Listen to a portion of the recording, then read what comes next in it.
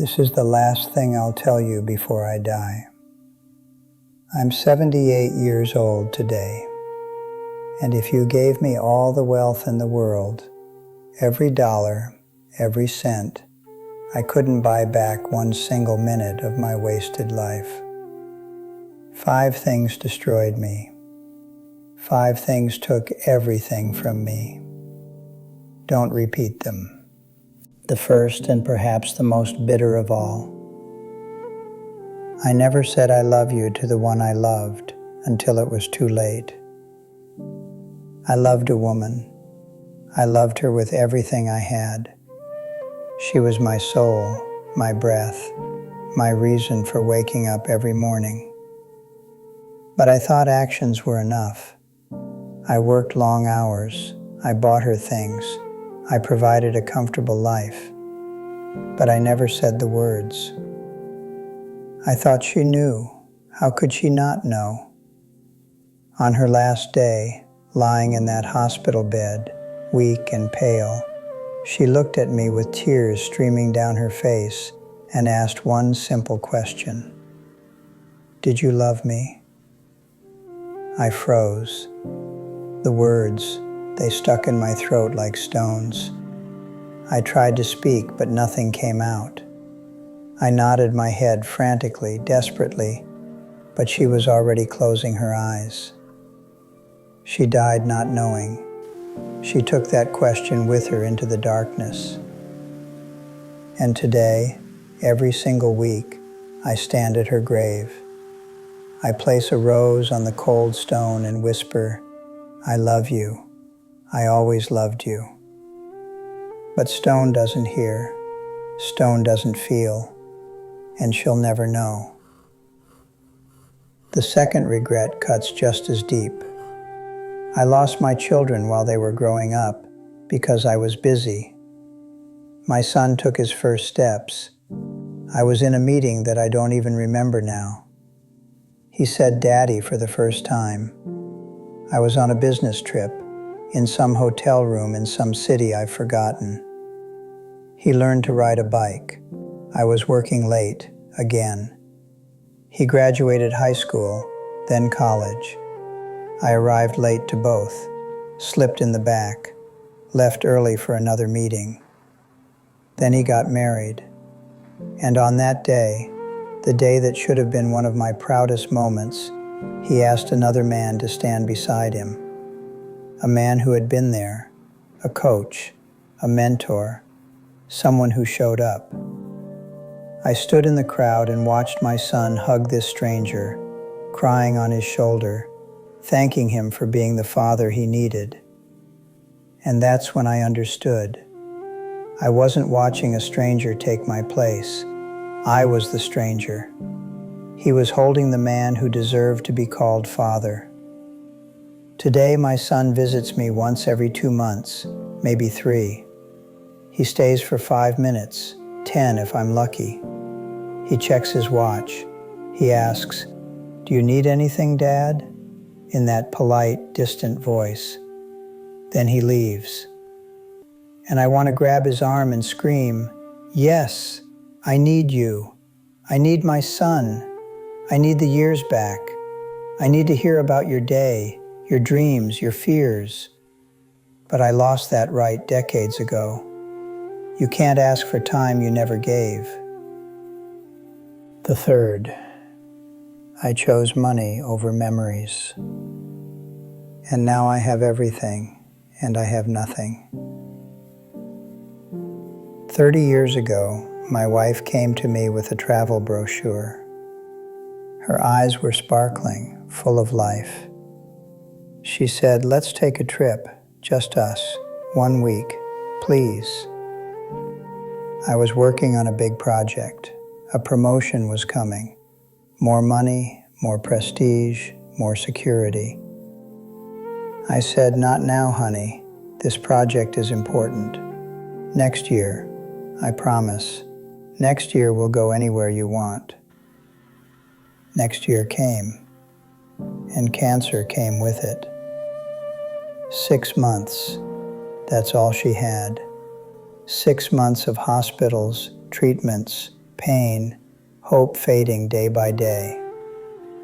We never took that trip. That brochure sat on her bedside table in the hospital, unopened, gathering dust while she gathered strength just to breathe. She died, and I got my promotion, got my bigger house, got my luxury car, got my full bank account. Today I sit alone in this big empty house. Every room echoes, every corner is cold. I have money, I have things, but I would give every single dollar, every possession, every achievement for 1 week with her.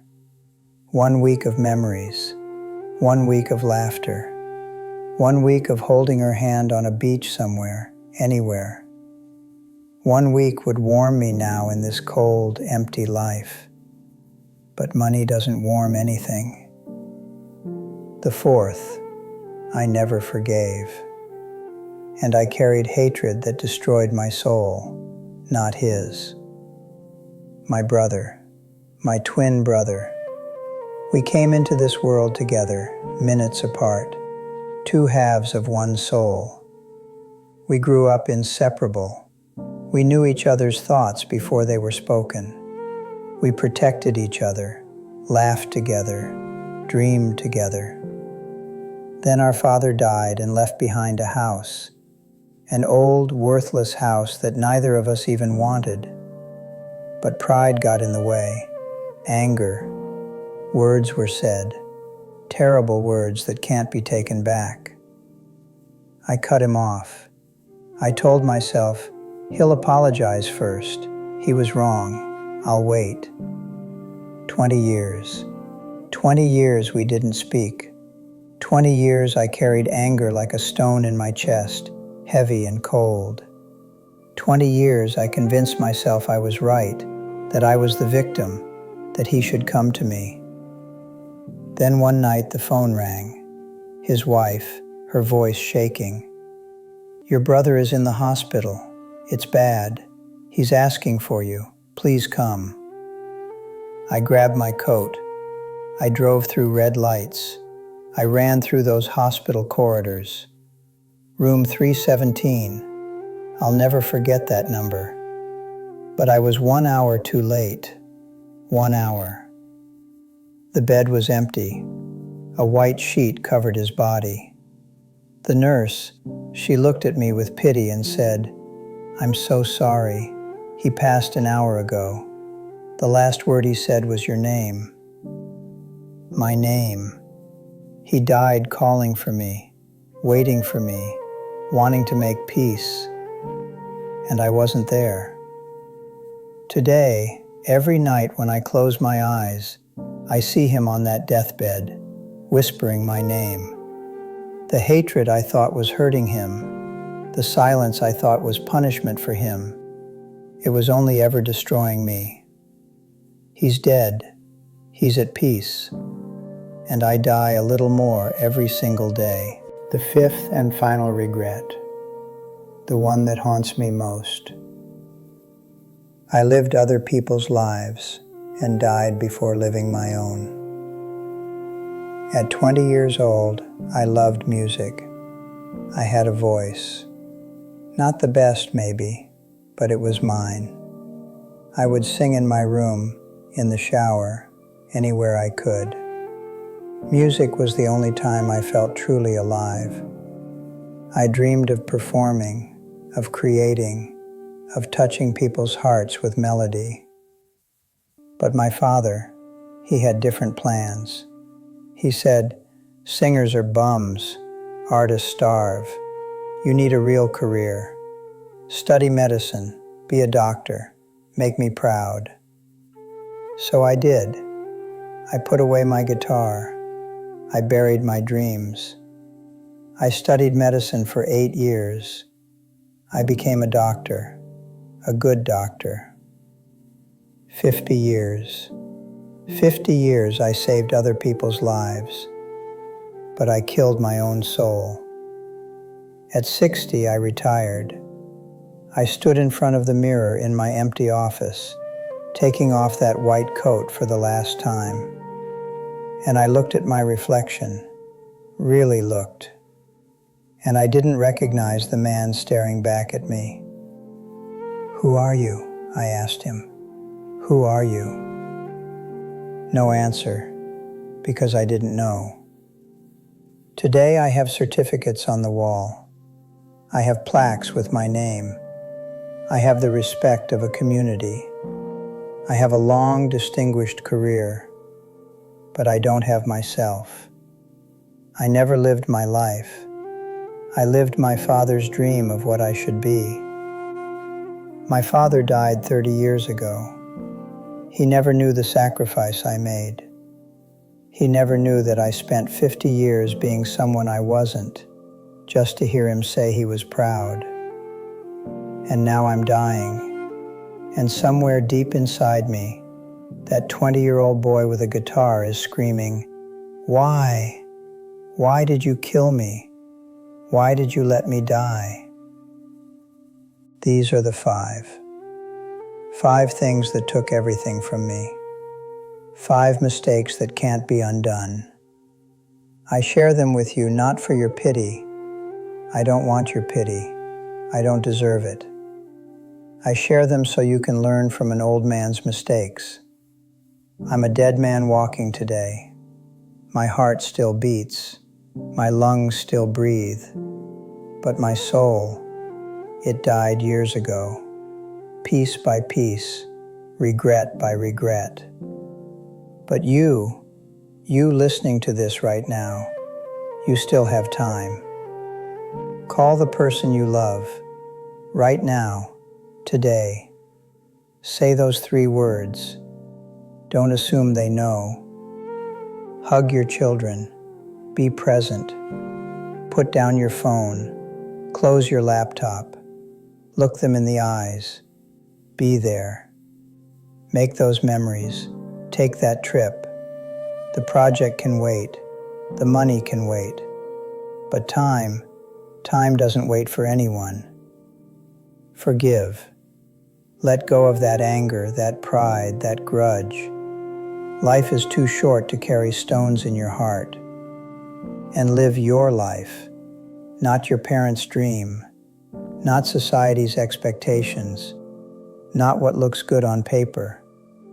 Live the life that makes your soul sing. Because later is a lie. Someday never comes. When I have time means never. There is no later. There is no someday. There is only now. I know. Maybe you're my age. Maybe you're sitting there thinking, it's too late for me. I've already made these mistakes.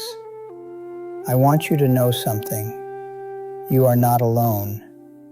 I see you. I understand you. Your regret, your pain, your what ifs. I carry them too. And it's not too late. Not completely. You can't change the past. God knows I've tried. But you can do one thing right today. One thing. Call that person. Send that message. Say those words. Forgive. Make peace. Do one brave thing. Follow me. Let's not walk this path alone. Let's share our stories, our regrets, our wisdom. Let's help each other. Let's make sure our mistakes, our pain, our wasted years mean something. Let's turn our regret into wisdom that saves others. Because together, we are stronger than our regrets. Together we can heal. Together we can help the next generation not make our mistakes. Share your story in the comments below.